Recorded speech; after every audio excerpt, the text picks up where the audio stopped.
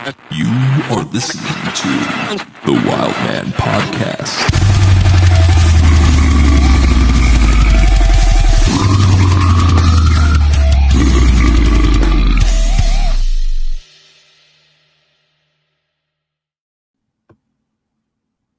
This meeting is being recorded.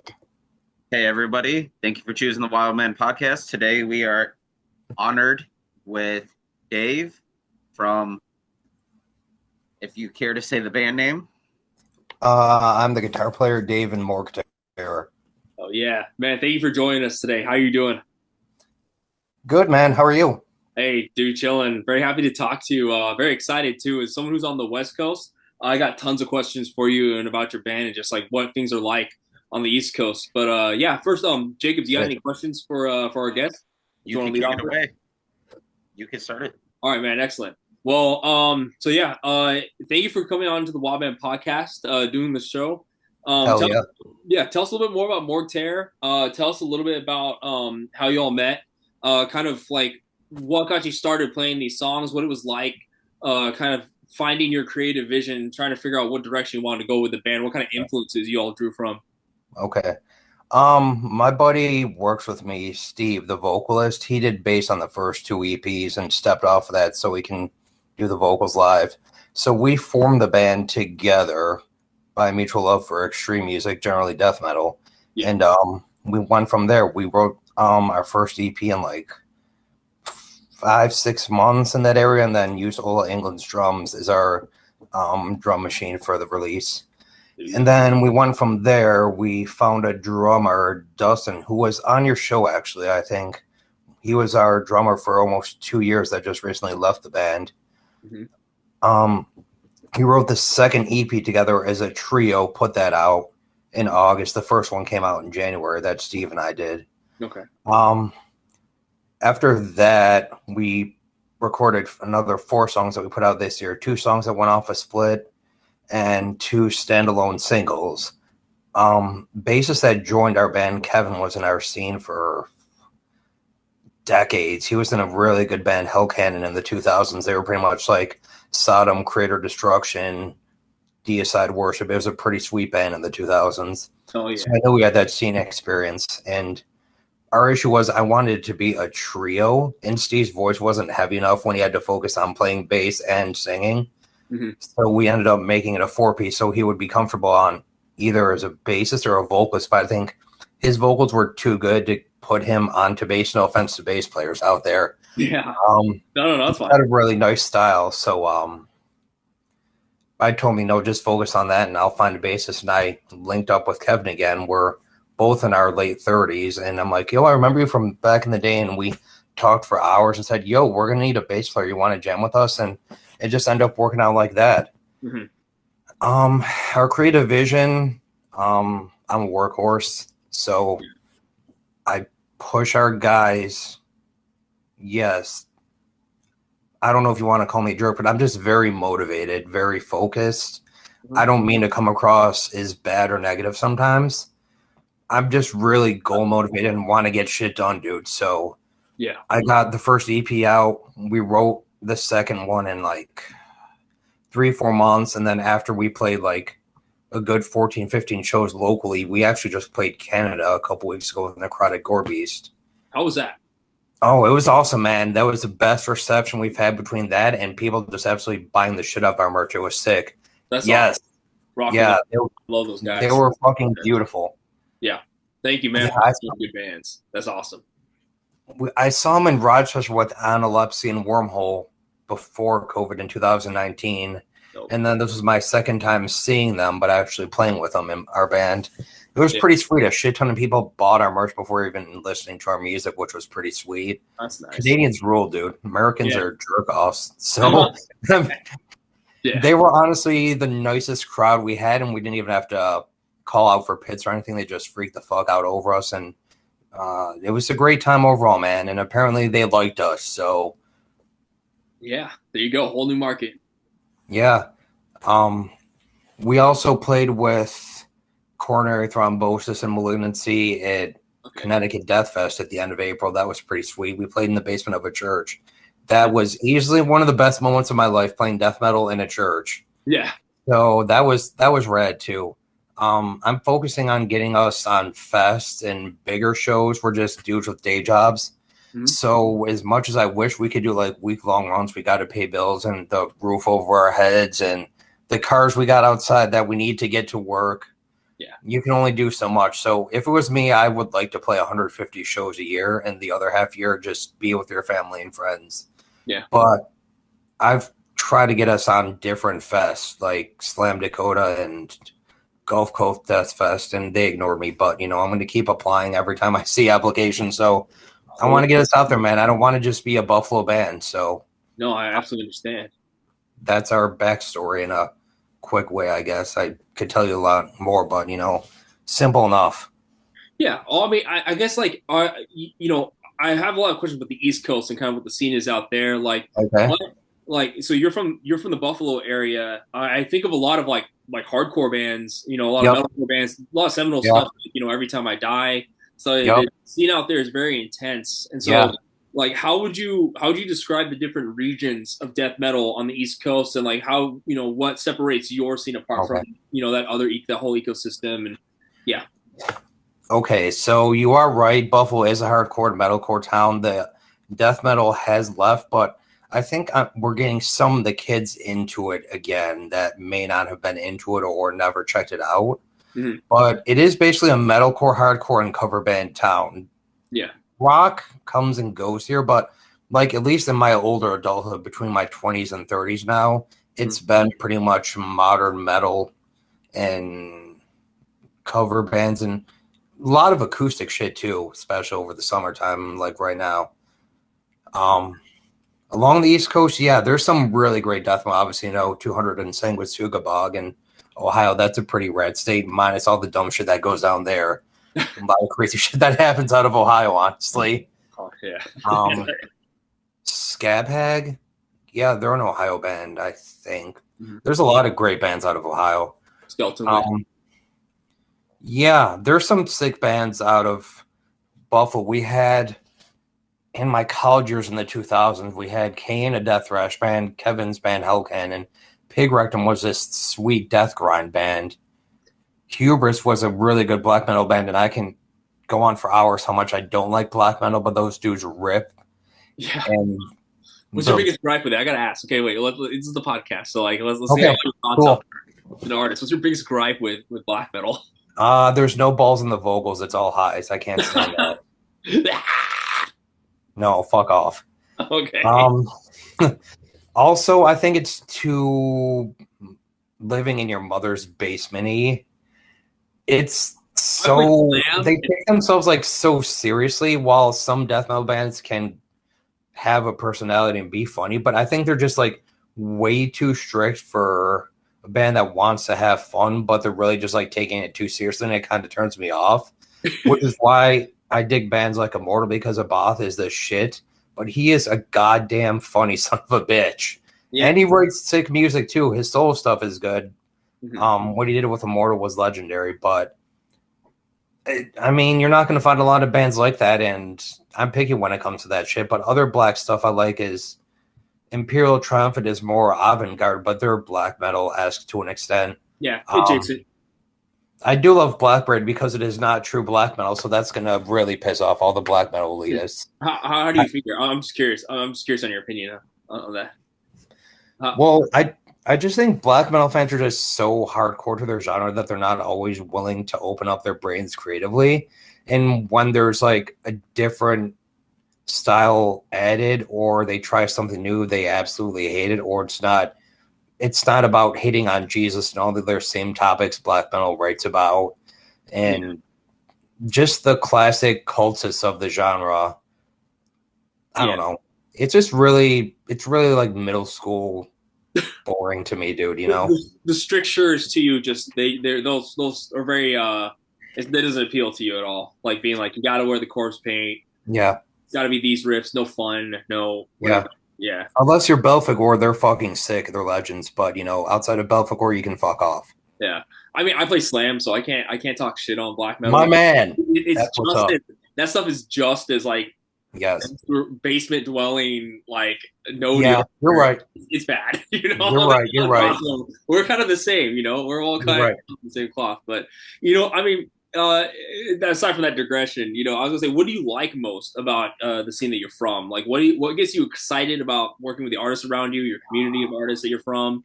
Even with all that stuff, like at least you guys got a music scene. You got working musicians making money. There's a lot of great bands coming from Buffalo. So and I feel like, honestly, a lot of these younger kids discovering a lot of like this hardcore beatdown slam stuff. Death metal's Yeah. gonna come back. It's gonna come back in a big way. It is. Yeah. Yeah. Like I said, I'm not a fan of all of it. I don't care who watches it. I'm going to be honest.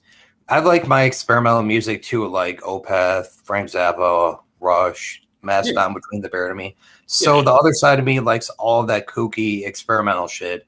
And then I love any kind of death metal. So I'm on the polar opposites of liking experimental technical shit. And then I like the most ignorant, simple as caveman slams and old school death metal. So it's kind of funny in that regards. One half of your brain is like on the upper end of the fretboard, and the other one's on the lower 5. It's hysterical, man. Yeah. But back to the topic. There's some cool death metal bands here. The drummer we just added, Logan, is a member of Last Ride who's in a band, and they're all 20 and younger. He just graduated high school, and the other two members are 19 and 20, I think. And they're a really good groovy death metal band. Yeah. And he's our new drummer now that we just announced in the last couple weeks. Mm-hmm. Very good drummer, very tight. He's already learned some of our songs. So, there you go. Death metal. There's some other bands around Buffalo. Sepulfile is really sick. They only play so often. Their drummer's the only original member left, but they got like that really tight, heavy ass 90s brutal death metal sound down to a T. Yeah. The other original members left, but even fucking toured China, which was pretty sweet in the 2000s, cool. And they got out there way on the other side of the world. Mm-hmm. Trying to think, there's not too much death metal in our town. Rochester's pretty banging though. They got Dissonant Seepage, a slam band. We played with them twice last year. They're really tight. So I have one question. How did you guys come up with the EP with Terrifier? Like, I know the artist is Audic. How did you guys get in touch with him? We did, and we just ended up executing that. I'm a big horror fan, and he's my favorite villain in the modern era of any horror character. And Freddy Krueger will always be my number one, but Art is definitely my favorite in the newer scene of the last 20, 30 years of horror movies. I think he's also the dude, Damien Leon. He's from Grey Kills, I think, which is close to where you're from. He's also an East Coaster too. So, I think he's on the other side of the state. Oh, okay. You are right. He is. I think he was born somewhere in New York. I forgot where, but I think he just answered that question. He's somewhere in this big ass state of ours. Yeah.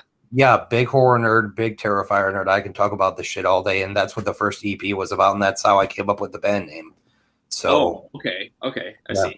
Was it like a reference to the second movie when like he's waking up right at the beginning, just killing everybody? You get it. Yeah, it's the ending of the first movie going into the second one, and terror was just the best adjective that went with the band name, and that's how it came to be.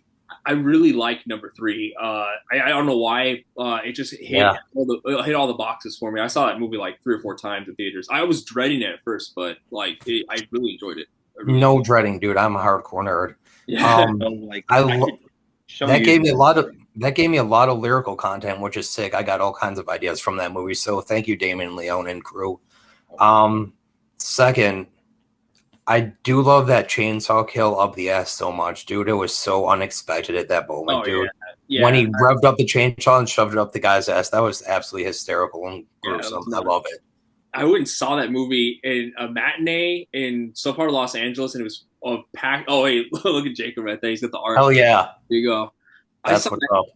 I saw that shit in the movie theater packed with, like, little kids. Their dads, like, were off of work and their moms there. Like, it was like the audience was completely inappropriate. Everyone was losing their minds in that scene. And I was like, okay, wait, I think I love this series. They can get it done. Yeah. This is how much I love Terrifier. Okay, cool. Really We're getting along just fine, man. I love it. Great minds think alike, But Second in that movie, I don't know what you think, but dude, that mall scene, Yeah, man, dude, with Oh. like in my childhood, with like everything that went off with bombs and shit, bro, that's like it didn't touch home with me, but it was like real because bombs could go off anywhere, dude. yeah. So with me, although I'm not really emotional, I'm a dude. I'm into death metal, so what the fuck do I know about emotions? Yeah. But that scene right there was like, holy shit, dude! Bombs can go off anywhere. People build a lot of them these days, and that was a pretty crazy ass scene.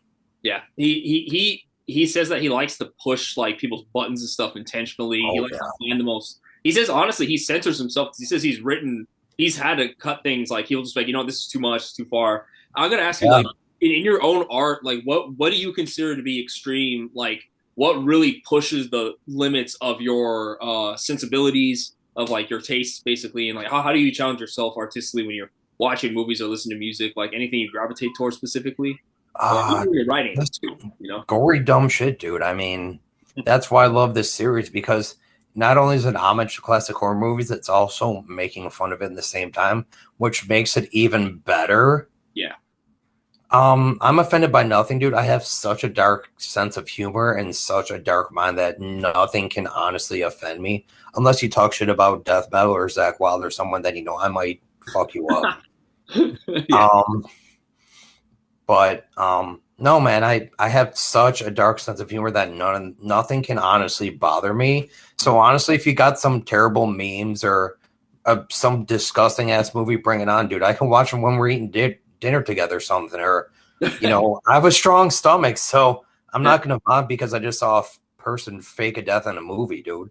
No, I totally know what you mean, man. I totally know what you mean. Oh, for sure. Like when I met David Horton, that shit was crazy. Like I loved that movie so much. Like I remember like going up to, like, he was in 3 hours away from me, and I drove up the night before, and I went to a con, and he was there, and I showed him my tattoo, and he grabs my arm and twists it just to see it.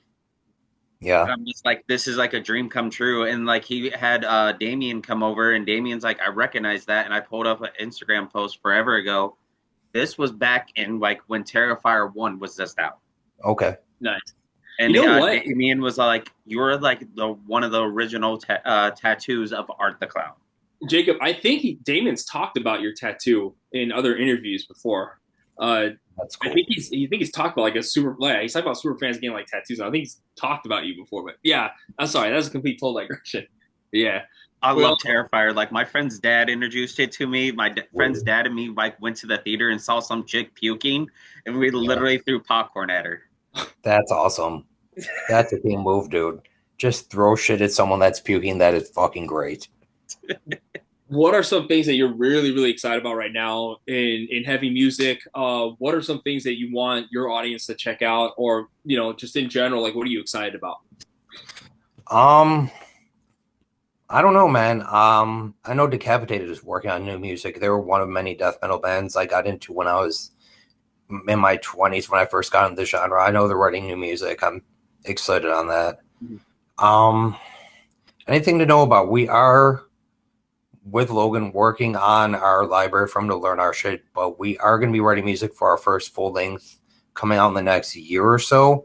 Nice. And I have a shit ton of lyrics and a shit ton of song titles ready for this shit. So on weekends that we don't get together, I'm already typing out lyrics and changing them over and sending them to Steve. And I got like 5 on my own. And our town, like I told you, in Buffalo and the surrounding areas, isn't really too heavy like that, because it's all metalcore, and like they got all these cute covers, and like it's just not genre pushing, Yeah. or anything that's offensive. So here I'm writing about, eating dead kids and, Did you write the song of the summer?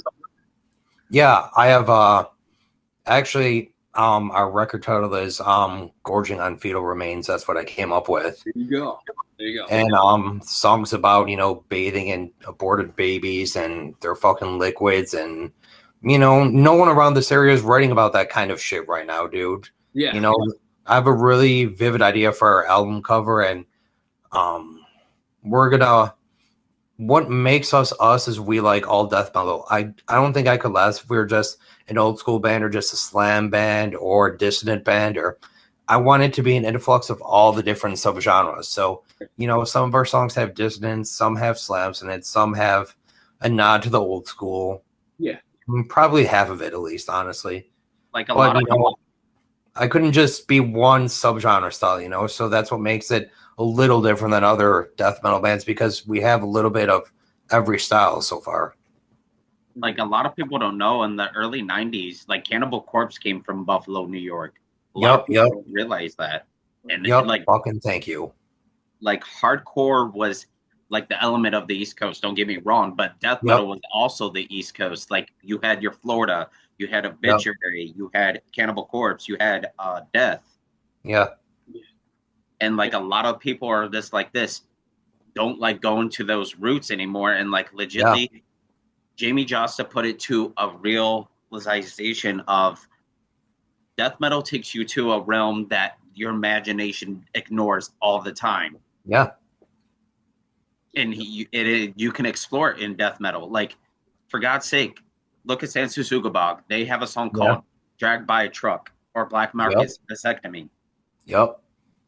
In death metal, my opinion, like I'm in a group with like 30 other people and like we all listen to a variety of music, but there's one guy who listens to metalcore. And I'm just like this, dude, you literally need to listen to fucking Dead as Shit or something that gives you pumped. Oh my God. That riff is fucking ignorant, dude. Starting the way that riff starts on that song is so ridiculous.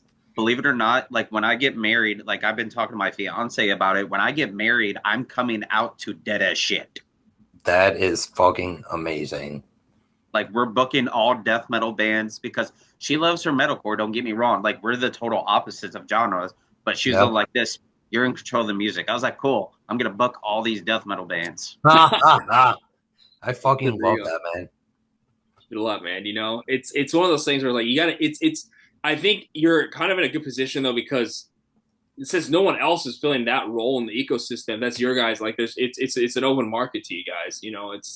I feel like always having a contrast too. Audiences like a contrast. So if you feel like there's a lot of metalcore or cover bands around you, being the heavy act, I mean that really can make you distinct and recognizable like that in your community. Yeah.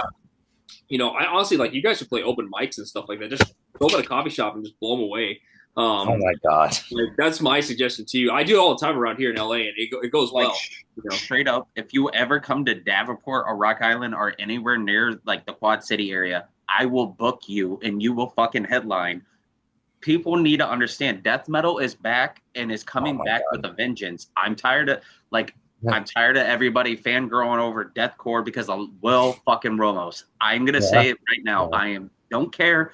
Slam and death metal are the genres that need to be back on top. Thank you. That's what's up. I don't really care for most of deathcore. I'm a boomer like that, so I like my old shit and I like my 90s brutal stuff like Disgorge and nowadays Disentomb has that pretty sweet style, and they have for a while. Mm-hmm. But outside of the classics like Whitechapel and okay. There's I won't lie. I don't really care for a lot of it. Yeah. But there's some bands that were pretty rad back in the day, and there's still some alright stuff. But like most of it is just watered down, and it's all there's no riffs, dude. If you don't have riffs, you're weak. The MySpace revival stuff I think is pretty good. Yeah, I agree. But deathcore, I like deathcore when it was more influenced by death metal, and less when it got influenced by gent in like the 2010s. I think that's when it really just that drone and shit just gets like play something. I'm not gonna trash any specific bands, but some bands I'm like, okay, I want to check them out. They look cool, and then listen to it, and it's just like the riffs are just 1 0 1 0 0 0 0. Just I'm like, what the fuck is the point of like having all this? Anyways, that's a whole nother conversation. At least Slam has 3 and 2s mixed in. They're just at least zeros. At least they use like the first 3 frets, and cool rhythms, But I mean, if that's anyways. More Terror, do you guys have anything going on, like any live shows that are coming up soon, or anything you want to announce to the fans before we sign off on here? No, that's it. We're looking at booking shows for next year, but we're just focusing on gorging on fetal remains and Logan learning our library right now. So we're not pushing anything yet. But you can check out our EPs online everywhere on Bandcamp and Spotify and every streaming service. And We're on social media everywhere. Our music is available to listen to everywhere. Oh yeah. We have merch to buy online on Bandcamp and everywhere at your leisure. Yeah, that's pretty much it, man. We're starting a new chapter with this band soon, and we're excited to make shit really fucked up around here with some nasty art and some heavy ass songs, and maybe scare away some of these metalcore kids for all you know. Oh yeah. Put some hair on their chest. Like I think it's absolutely crazy. Like I think the way we got connected, believe it or not, I think me and you got connected because of Otic. Oh, okay. Yeah, he did our second EP. I need to check out that episode so bad. Because Please. like Otic, like me and Otic, when we talk, like we'll talk on the phone, and a lot of people don't understand. Like with him, I love that man to death. That is my brother from another mother. Dude, he rules, man. He did a lot of our shit. A lot And of our shit. He did that second EP cover. He did our double side design that we just put out a couple months ago. He did a couple other ones. He did both. He did our zombie shirt that we have, a cannibal shirt. He's an absolutely awesome dude, and we're gonna keep working with him. He's absolutely nice. I love talking to him, and I think the world of that guy. He's been a great guy to work with, and a really he even told me he doesn't even think he's an artist, which is fucked up because he's still an artist. Yeah. He's like a very successful artist too. He's worked with like platinum, like chart top, like Yeah, or been on Billboard, you know. So Yeah. I totally. He's so humble, and it is really incredible how like some artists they get a little bit of success and their egos just shoot through the roof. But he's just like, hey man, I just keep it, you know, I just keep working. Yeah. I'm just happy. I'm just grateful I can work with these artists. So I mean, you know, yeah, any friend of Andic is a friend of ours, and you know, like you're a friend of the podcast for sure. And I'm glad we got to talk to you and find out a little bit more about your band. And so again, everyone stream Morgue Terror on all platforms. Stay tuned. Stay tuned for their new lineup. I am excited to see how you guys do with this new drummer. And yeah, I gotta show one thing off. Go ahead. Sick. Let's go. You like Terrifier? See that shit. You look really close. Oh, I see an autograph. Oh, that's crazy, man. Yeah, These are That's what's up. that's pretty crazy. of all characters. You know, this is also another digression too. There's been a lot of these on this episode, but we need to talk to Damian Leon. We need to see if we can get him onto the podcast. You know, you're like, hey, we're Graven You Image. hit him up. That would be I'm not great. going to do that. I'm like, hey, my podcast Graven Image. We want to talk to you about Like, your. I absolutely love everything you're doing, brother. Like, legitly, I'm glad. Like, when me and Otic were talking, he was sending me bands left and right. He was like, you should interview this one. And I'm like, okay, I love you to death, but I am busy as a motherfucker at work. I work a 9-to-5 job. Yup. And like a lot of people don't know this, and this is the first exclusive. Otic is actually working on something for the Wild Man podcast. Oh, okay. That's Good cool. to hear, folks. So it's going to be how the logo looks like an alien getting like shoving its tail through someone's head. It's going to be more bloodier and more graphic. That's all I got to say. Sweet. Hey, I got one last. Okay. So here's one last thing I'd like to end the podcast on. Do you have any advice for musicians that feel like they're trapped in the 9-to-5 cycle, but they want to break out? They want to do more art stuff. Any advice or encouragement for people like that? Wow. I got to condense this answer. Just don't give up. Don't give up, dude. I don't care what anyone says. Just keep playing. I was there so many times. I run a website too called Technical Music Review, and that was my outlet for promoting music and discovering music. I do a lot of reviews on there. I've got a contributor. I did a lot of premieres and interviews. I interviewed Cheney Crab, who was on our second EP. I interviewed what was his name? Linus, the bass player, who was an Obscura for a while, and Hugo from Beyond Creation, and a bunch of other guys. I just keep pushing myself. I don't think everyone has that mentality. I'm just a stubborn son of a bitch, and I just keep going, man, and I don't care what the results are. I just keep writing music, keep playing, keep being the best you can be, and because it's who you are. It's just generic, but don't give up no matter how bleak it looks, because honestly, I didn't even think I would get a band. Then I met Steve at work and said, hey, let's jam, let's get this going, let's do this. And Dustin messaged us online and asked to hear the rest of our music, and we got lucky with him starting out our band, so I won't lie. We hit off really well, dude. just don't, no matter how shitty it looks, just don't give up. It's tough to do. We all work a job sometimes too. Just don't ever put your music in the backseat, whether you're listening to it or you're doing something creatively involved in music, because music is a gift. It is a gift on many levels, whether you're talking about listening to it, composing it, playing an instrument or singing, playing piano, teaching young kids about bands that you love. Don't ever give up, man. And it's generic as shit, but you know, the passion that is inside your heart, don't ever fucking let it go, because you will become something, whether you're famous as hell or you're just a death metal band that, you know, plays 50-person shows. It's all about what you want, and don't ever give up on playing music, man. It's tough out there, but don't give up, because music rules. Oh yeah. Fuck it. That's the best advice I can ever hear. Like this is gonna be the last thing we're gonna discuss. The best thing I have ever heard. I remember when I first started the podcast, I was like this, I'm probably only gonna do this for a year and I probably won't get anywhere. And I tell everybody, name another fucking person that straight up has interviewed Cannibal Corpse, Obituary, especially like when I interviewed Cannibal Corpse. If you look up Cannibal Corpse interviews, they haven't done one in 12 fucking years. I believe it. Yeah. And it takes balls to do anything in music. Do not ever give up in your dreams. Like I hear people at work saying, I'm going to college. And then like 2 weeks later, I hear, oh, I couldn't do it. No, that's your mentality in the back of your brain saying you can't do it. You got to shut that shit off and keep pushing. Because like I tell everybody, I'm not trying to be famous with this shit. Do you see me signed to a record label or Metal Injection or Metal Sucks or any of those fucking labels that do bootleg fucking interviews that suck absolutely the life out of a musician? Because let's be real, when you watch an interview, half the bands are dead from tour. Yeah. True.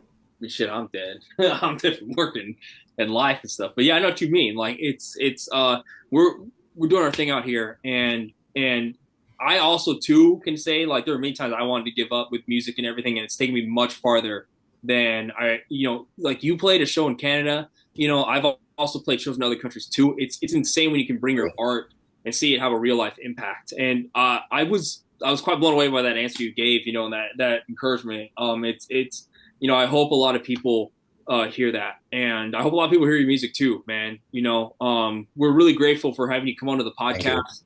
Do this interview with us, and I hope we can interview again soon and get to hear more about Mortair's successes. And hopefully we can catch you at a few festivals, man. Hopefully we'll get to catch you at a few festivals. No, definitely, man. Just hit me up whenever, and I'm down to shoot the shit and act like the dipshit I'm born to be, man. I love music and I love death metal, so we can definitely make this, a yearly thing or whatever your schedules, dictate your lives. We can definitely do this every year or so, or make it a thing. Absolutely, man. I'd love to interview everybody else in the band too, and everybody check out Mortair. Stream that shit. Freaking check them out when they start playing shows live too, because they got a sick new lineup, sick new drummer. Very excited for everything. And again, thank you all for listening to the Wild Man podcast. This is Shay. I'm signing off. I got my host Jacob here. And once again, we talked to Mortair. Everybody check out Mortair. Hell yeah. Peace out. Keep it death metal. Thank you so much, man. Thank you. I appreciate the opportunity. Yeah, no, absolutely. The Wild